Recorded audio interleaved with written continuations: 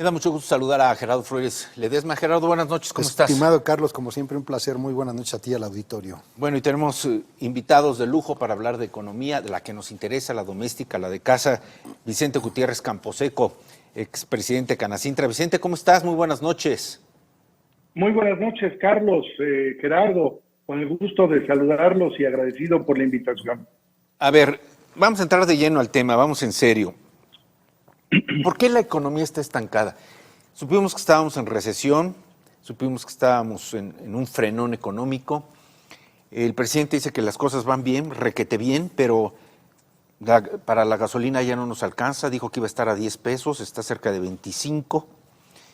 El huevo, la tortilla, la canasta básica, el transporte, todo ha incrementado de manera no solamente notable, sino con registros históricos, Gerardo. Yo creo que, Carlos, a reserva de lo que pueda agregar el ingeniero Gutiérrez Camposeco, creo que la economía no ha tenido, ya tuvo crecimiento el año pasado, un crecimiento del 3%, de acuerdo con el INEGI, pero venía de un rebote, Carlos. La economía es como una pelota cuando cae, rebota, es decir, por inercia. Tiene que rebotar porque hay sectores productivos que no pueden estar parados todo el tiempo. La economía, después de tener caídas con la pandemia, empezó a tener desequilibrios. Ya traíamos en el primer año de este gobierno una caída de menos 0.8%, casi el 1%, que no deja de ser grave porque se suma otra caída del más del 8% en el primer año de la pandemia, en 2020. En 2021 se nos cae otra vez la economía, en 2022 empezamos a crecer con el 3%, pero eso no ayuda a compensar. Es como si en un nivel de agua tú te metes a la cabeza, el agua te tapa y empieza a bajar el nivel, tú empiezas a subir, pero no has terminado de salir a respirar. No seguimos decreciendo. Porque sigues abajo, sumergido. Eso es en el caso del PIB. En el caso de la pobreza, pues traíamos 52 millones, ahorita andamos cerca de los 65, casi 70 millones de pobres que se agregaron. Cosa. Más de 1,5 millones de personas que perdieron su empleo y que no hemos recuperado, o los que se recuperaron eran empleos temporales, deteriorados, o sea, la gente que se fue perdió su empleo de 3 o 4 salarios y están contratando con un salario mínimo o 2 máximo. La canasta básica, como dices, la inflación es un tema que podrías echarle la culpa al mundo porque no hay posibilidades de que la inflación esté mejorando, pero lo que sí traemos es demasiados precios muy elevados. La canasta alimentaria sigue estando en doble dígito, Carlos, y bueno, pues todavía los precios de las gasolinas, que fue algo así como una promesa incumplida, pues la vamos a seguir viendo, Carlos, porque no hay además, para dónde la veas en 10 pesos. Al inicio de esta administración se prometió un crecimiento moderado, según ellos, pero por el 6% No, íbamos para a crecer arriba. al 5%, era su promesa, más del 5%, eso nunca lo vamos a lograr, ni terminando ese sexenio. Es más, podríamos terminar el sexenio en 0. Vicente Gutiérrez Camposeco, tu primer análisis, tu primer apunte, venga. Sí, muchas gracias. Bueno, efectivamente, bueno, Gerardo creo que ha hecho una reseña de factores por los cuales la economía está estancada, no crece.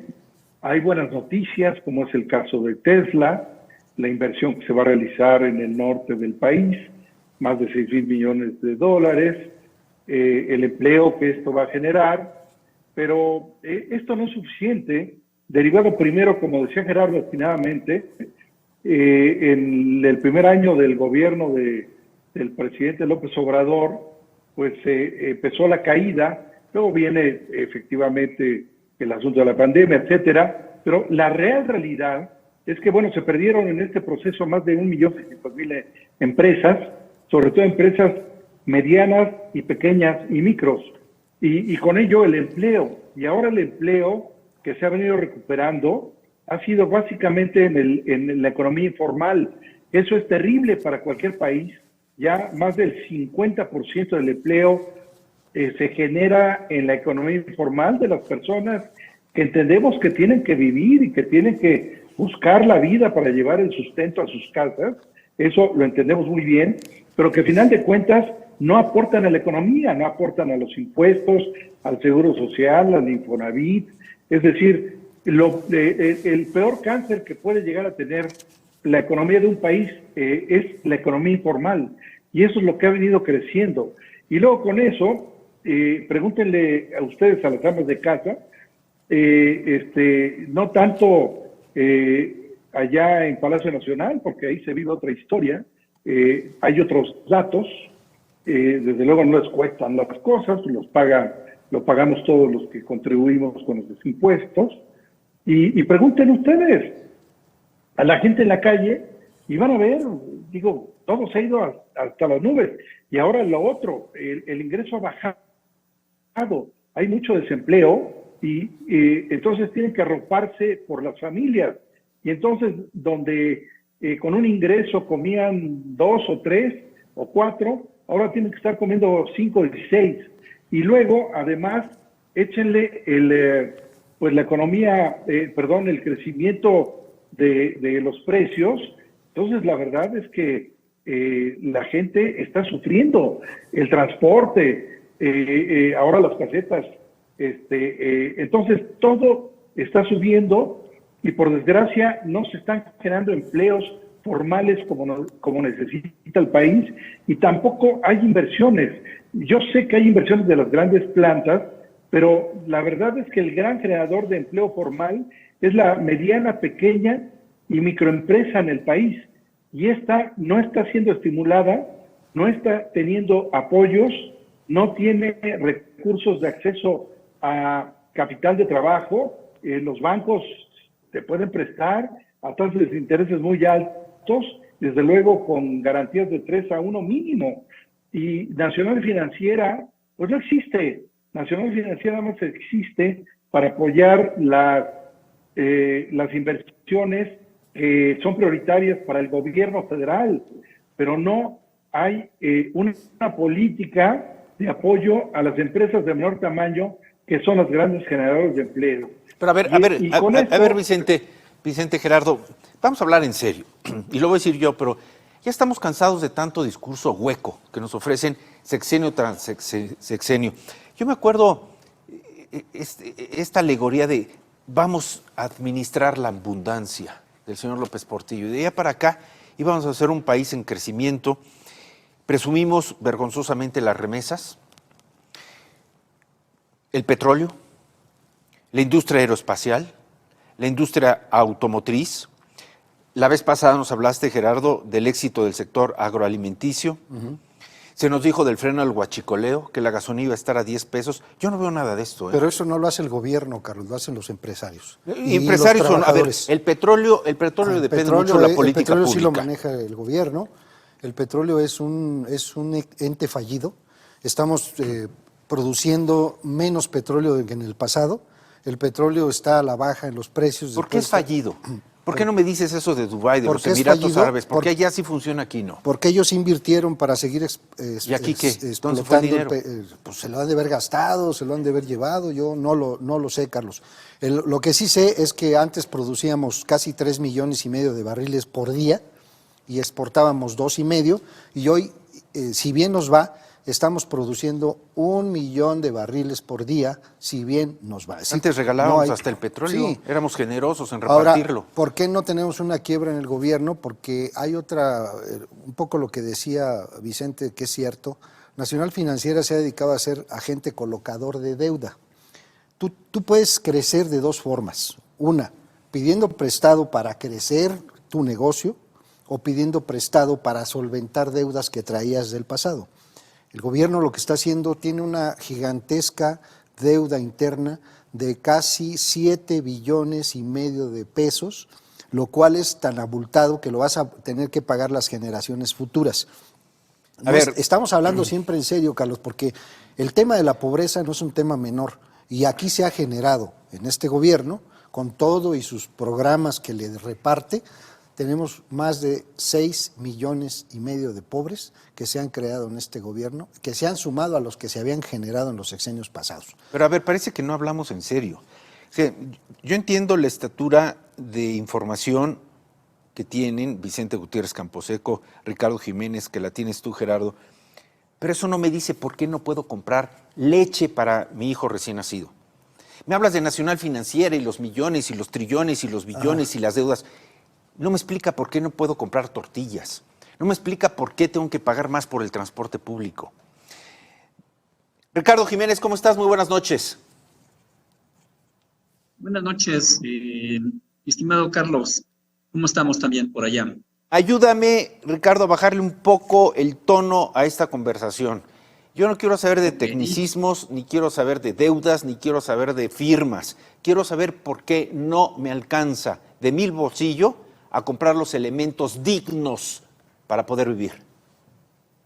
Mire, desde mi punto de vista como analista y economista que soy de profesión, yo creo que no estamos haciendo bien la tarea. Me refiero al actual gobierno, no está haciendo bien la tarea. Yo como persona, como digamos clase mediera, la clase mediera prácticamente ya perdió su homogeneidad, ya perdió su poder de compra, en parte por la inflación que estamos sufriendo y por los salarios que no se incrementan, digamos, a nosotros los incrementos que se han dado de salarios mínimos, pues a nosotros no nos llega. Y como tú sabes, pues el crecimiento de la economía también se basa por la clase mediera, que es la que gasta más. Entonces me preguntas que por qué no nos alcanza. Pues porque en parte por la inflación, que ya tenemos digamos, 2 años desde el año pasado con incrementos importantes y pues no ha habido un incremento real en nuestro salario desde el punto de vista, como te comento, clase mediera. Entonces eso pues nos pega y no nos alcanza para solventar lo que comentas, la leche, el transporte y muchos otros bienes que pues nos pegan fuerte. Yo te pongo un ejemplo en mi caso, ¿sí? Y si hace un año ganaba 15,000 pesos y ahora con la inflación, pues prácticamente mi salario me lo está pulverizando, mi salario nominal, digamos, igual ya son 10,000 pesos que no me alcanza para solventar todos mis gastos, Carlos. Entonces, estamos en una situación bastante complicada, que si esto no se corrige, pues la clase mediera, que es la que sostiene la economía, entonces pues vamos a seguir empobreciéndonos y pues para salir adelante, como coloquialmente se dice, mi estimado Carlos, para sacar para el chivo, pues va a estar muy complicado, ¿eh? Oye, Ricardo, pero los aduladores del gobierno estaban felices porque el dólar está a 18. ¿Qué comemos? ¿Dólares? ¿La gente del campo siembra dólares? ¿La gente se sube a una combi con dólares? ¿O por qué los aplaudidores del señor López Obrador están contentos de que el dólar esté a 18? Mira, Carlos, yo creo que la gente que le asesora a López Obrador, a nuestro querido presidente, yo creo que no entienden de economía, no entienden de finanzas, porque los factores que están ayudando a revaluarse la moneda no necesariamente es que tenemos estabilidad económica, tenemos presiones inflacionarias, pero presión inflación, que es donde realmente se dan los movimientos del tipo de cambio. Si no existieran estos eventos importantes como el evento más importante desde mi punto de vista como analista financiero económico, pues es la alta tasa de interés, que tenemos ya una tasa muy alta. Estamos regresando a los niveles del 2000, de la crisis del 2008-2009, pero ellos no sé si no lo entiendan o no lo saben explicar, que el que tengamos una tasa a esos niveles, pues estamos promoviendo la inversión que llegue aquí a México, ya hay entrada de dólares. Otro aspecto que sí es la entrada de flujos de las remesas, que López Obrador se para el cuello porque nos mandan dinero de por allá sin saber que aquí no genera un esquema de empleo que realmente que esté bien remunerado para que nuestros connacionales no se vayan para allá y nos estén enviando dólares, ¿no? Y la parte del nearshoring, que fue un bote pronto que nos llegó por los problemas que hay con Estados Unidos, con China. Entonces, ¿de dónde se para el cuello el gobierno? O sea, no es posible que no lo entiendan o o cómo podemos explicar que un tipo de cambio en esos niveles que tenemos, pues es parte de lo que su políticas económicas de López Obrador, pues es ahora sí que nos expliquen bien, ¿no? Mi estimado Carlos. Vicente Gutiérrez Camposeco, ¿qué piensas? Mira, primero que nada, yo no soy economista, tampoco ingeniero, por cierto, y menos analista económico. Soy un pequeño industrial y lo que sí podría asegurar, Carlos, ya hablando en serio, es de que nosotros al regresar de la pandemia regresamos con el 90% de baja de ventas, o sea, se nos cayeron las ventas al 90%. Quebraron un sinnúmero de clientes que nosotros teníamos, chiquitos, pequeños, nosotros somos una empresa pequeña, y alguno grande de repente nos descobijó y con eso nos dio pulmonía. Hoy tenemos que estar empezando, como empezamos hace 30 años, de uno por uno, porque nunca tuvimos el apoyo de nadie, ni de nada.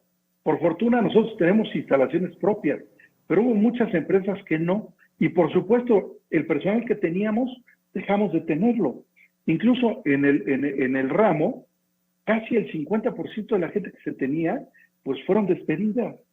Y luego, entonces dices, bueno, toda esa gente, ¿qué hace? Tiene que llevar el pan a su casa y tendrá que emplearse de alguna manera. Pero un poco con el tema del tipo de cambio. El tipo de cambio que hoy tenemos no nos debería de estar pues alegrando tanto, porque por un lado favorece las importaciones, pero por otro lado nos quita competitividad en las exportaciones. Entonces, la gente, nuestros productos fuera del país valen más caros. Entonces nos compran menos. En fin, yo diría que lo que pasa en el gobierno es que ellos están muy contentos y felices en llevarse bien con los grandes empresarios, y van a Los Pinos, y es el grupo, perdona, Palacio Nacional, y es el grupo asesor del presidente, sacan las fotos y están haciendo carretadas de negocios y de dinero.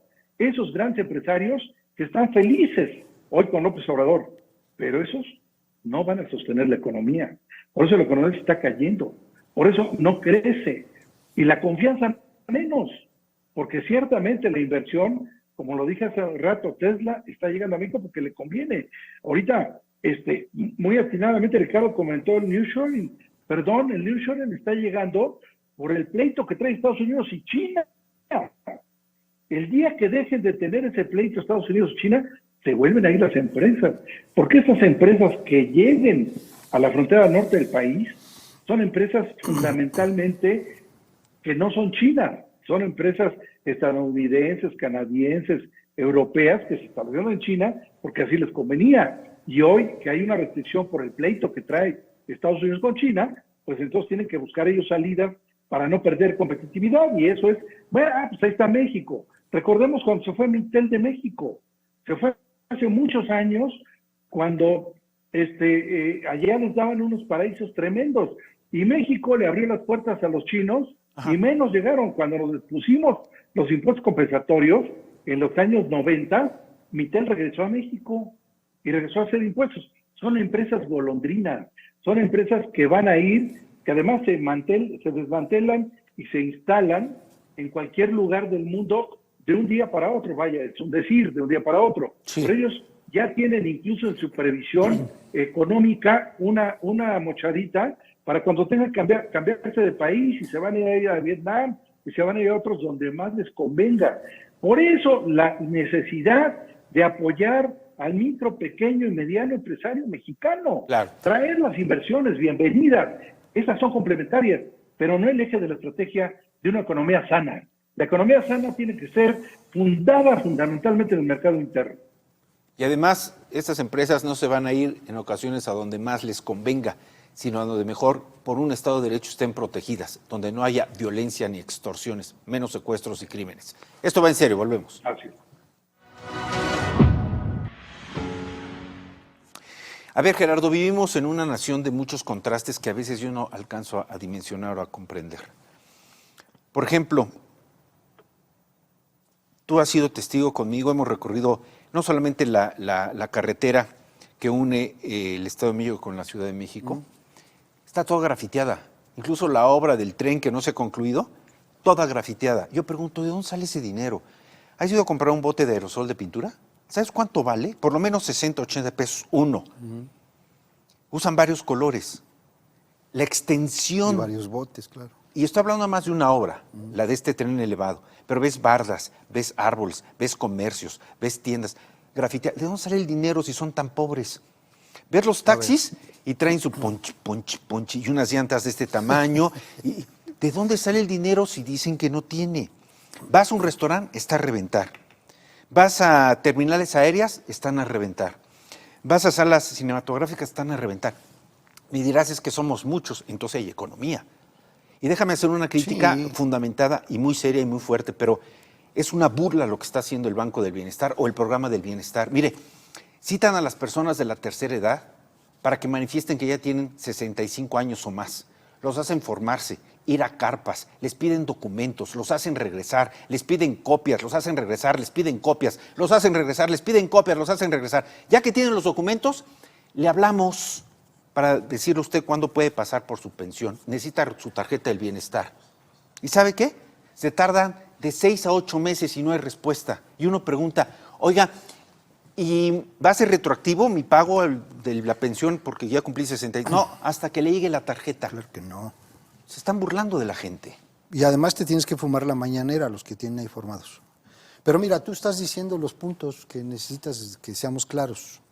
Yo lo único que sé, Carlos, es que antes podías comprar con 2,000 pesos una canasta básica para tu casa. Hoy es el doble. Yo lo que sé es que las millonadas de remesas que llegan al país, toda la lana que reciben más de 18 estados y que son cerca de 50,000 millones de dólares el año pasado, ese dinero sirve para la supervivencia de más de 16 millones de hogares en este país. Yo lo único que sé es que la gasolina no puede bajar a 10 pesos por dólar por decreto porque tú no controlas los precios internacionales del mundo. Dijo el presidente que por tú corrupción. No tienes 6 refinerías que trabajan al 3%, al 30%, perdón. No puedes refinar el petróleo ni siquiera para poder consumir 120 millones de litros que consumimos en este país. Lo único que yo sé, Carlos, es que la gente que está recibiendo esto que tú mencionas del Banco del Bienestar se puede cruzar de piernas, sentarse y vivir con los 6,000 pesos del estudiante, más los 4,800 que le dan a la de la tercera edad, más los 3,500 que le dan al otro estudiante, más los otros 2,500 que le dan a la viuda. Y con eso puede vivir una familia tranquilamente y te puede estar rascando la panza, que son los que mencionas tú cuando grafitean y que no tienen por qué preocuparse. El gobierno les está resolviendo una situación de pobreza, no te está ayudando a crecer. No está resolviendo nada. Tú dices... Me estás diciendo que crecen los pobres, entonces no estás resolviendo la sí, pobreza. crecen los pobres, crece el número de pobres. Entonces, un país que tiene 70 millones de pobres, bueno, entonces, somos 120... No, eso es una parte de culpa del gobierno, de la programas clientelares. Ahora, tú dices la gente que está en restaurantes, que tiene su auto, la llamada clase media que está desapareciendo y que la que mencionaba Vicente Gutiérrez Camposeco. Ni modo que se queden a sufrir su llanto. Van a tener que gastar su dinero o por lo menos cuidarlo en lo que pueden, pero tampoco lo van a invertir en un gobierno que no te está generando ninguna satisfacción, ninguna confianza. Al menos eso es lo que piensa todo el mundo, como pienso yo. Lo único que sí te digo es que vamos a heredar una gran cantidad de deuda. Este gobierno está haciendo lo mismo que en los anteriores, pero lo está haciendo de manera más agresiva. A ver, Ricardo, ayúdanos a entender un poco esto, porque también debo decirlo en serio y de manera frontal. Esto que nos cobran por ser propietarios de un automóvil ya es una majadería. Es decir, derechos, placas, tenencia, el costo del vehículo, impuestos, verificación. Oye, fui a verificar mi carro, ya está en 700 pesos. Una verificación son 2 al año. Más la tarjeta de circulación, más... Oye, ¿de qué se trata todo esto? Y estoy hablando de quienes tienen posibilidad de tener un automóvil. Quienes no la tienen, pagan lo mismo, pero por transportarse todos los días en cualquier vehículo, en cualquier servicio que ofrezca el gobierno. ¿Qué está pasando, Ricardo? Sí, mi estimado Carlos, y va en serio, sí, lo que tú comentas es una realidad. Estamos con, muchos, ya tener un carro es un lujo. Y esto, digo, no es nuevo, pero esto se está acentuando más, el que tengamos que pagar gasolinas altas, tenemos que pagar todo, tenencia, tenemos que pagar un seguro, tenemos que pagar, en este caso, la verificación, que créanme que la verificación no sirve para nada porque seguimos entrando en periodos de contaminación que ahora sí que suspenden el no y no incrementan el hoy no circula para carros y todo el mundo tiene que dejar su carro porque hay contaminación. Entonces, esta parte de la verificación pues ya no sirve, no tiene ni sentido, pero nos siguen cobrando como un impuesto, mis estimados. Pero además déjame decir algo, Ricardo, Vicente, Sí, Gerardo. y tener un carro, vuelvo a insistir. Oye, pero déjame decir algo. Esto de la verificación no la tendríamos que pagar nosotros, los propietarios de automóvil. El gobierno tiene que verificar que el automóvil esté en buenas condiciones para circular y tiene que verificar a los talleres mecánicos, no a mí. Yo ya pagué un taller mecánico para que me entreguen el carro en perfectas condiciones y todavía se lo llevo al gobierno a que me verifique a mí. Y si no pasa el carro, me sanciona a mí, no sanciona al taller mecánico. Esto es una burla, Vicente. No les des ideas, porque al rato van también a verificar el taller mecánico y es otro ingreso. Vicente. Yo creo que hace un momentito, Carlos, comentabas, es que ver los restaurantes llenos, es que ver los cines llenos. Es que lo que creo que está pasando es de que siguen llenos y seguirán llenos, porque primero, aquellos que antes hacían 3 viajes al año porque tenían el dinero, porque es clase media alta, ahora está haciendo un viaje. Pero eso no quiere decir que no pueda ir a los restaurantes. Ahora ya no va a los restaurantes de Estados Unidos, ni de París, pero va a los de México, y por eso siguen llenos. O sea, la clase alta se está volviendo media alta, la media alta, media media, la media media nos volvemos media baja, la media baja, baja. Por eso sigue lleno los servicios desde mi muy particular punto de vista. Pero lo que pasa es que si yo iba al restaurante cada 8 días, hoy ya no voy más que una vez al mes. Pero aquellos que sí iban al restaurante, a Miami, a Los Ángeles, a Estados Unidos, a cualquier lado de Canadá o de Europa, pues ahora se están quedando en México y ya nada más van a hacer un viajecito. Es decir, no nos vayamos con el discurso que dice el oficialismo, de que dice, no, pues ve todo lleno. No, sí, ciertamente, y va a seguir lleno, pero eso no quiere decir que se está ampliando la base, como decía Gerardo, de pobres, la clase media, como atinadamente también lo comentó Ricardo, está bajando su nivel. Y respecto a los impuestos es terrible. En la Ciudad de México el impuesto predial, olvídense ya incluso de la verificación que es indebido, la tenencia que también es anticonstitucional, todo eso, el predial en este año se fue al triple y dijeron que no iba a haber incremento. Actualización. ¿Qué están haciendo? Ahora te llega la boleta predial como me llegó a mí y a muchos vecinos, dicen que tu terreno ya creció como si fuera un niño o como si fuera un perro. Ahora resulta que si tú tenías 250 metros cuadrados, te ponen en el boleta predial que ya son 350 y que además tu construcción eran 200 metros, ahora son 300. Y entonces no es incremento según ellos, sino ajuste. Son mañas. ¿Por qué? Porque necesitan dinero. ¿Y necesitan dinero para qué? Para los caprichos del presidente, que se ha chupado los recursos públicos en esos caprichos, más además el dinero que van a tener para las campañas. Entonces resulta que en la Ciudad de México yo ya estoy buscando ampararme, no voy a pagar. Sí. Y si me tengo que esperar a que cambie este gobierno, me voy a esperar, no importa que me manden requerimientos y que me quieran asustar. Es un robo, es un atraco el que está haciendo el gobierno de la ciudad respecto al impuesto predial. Millones y millones. Ya pues olvídense sí, ustedes. Pero ahí seguimos, ¿no? Ahí estamos. El tema coyuntural. Pues ni modo que me cambie de casa, ¿no? Y la placa, a lo mejor sí la puedo cambiar a Morelos, que no lo hice. Yo incluso, no, bueno, fue arrepentida. He estado tirando el dinero en una tenencia cuando pude haber sacado la placa. No, pero yo por ser no voy a hacer cosas indebidas. Pues ahí me estaría ahorrando una cantidad impresionante de dinero, que ya por fortuna una de los coches, el de mi esposa, ya ahora sí ya paga abajo de 500, Sí, pero todavía el mío no. muy bien. Entonces, hasta hacer las cosas bien, te sale más caro. Muy bien. Vicente Gutiérrez Camposeco, muchas gracias por haber participado hoy en este programa. Muchas gracias, Carlos, por la invitación. Es un privilegio, como siempre, Gerardo. Ricardo, fuerte abrazo.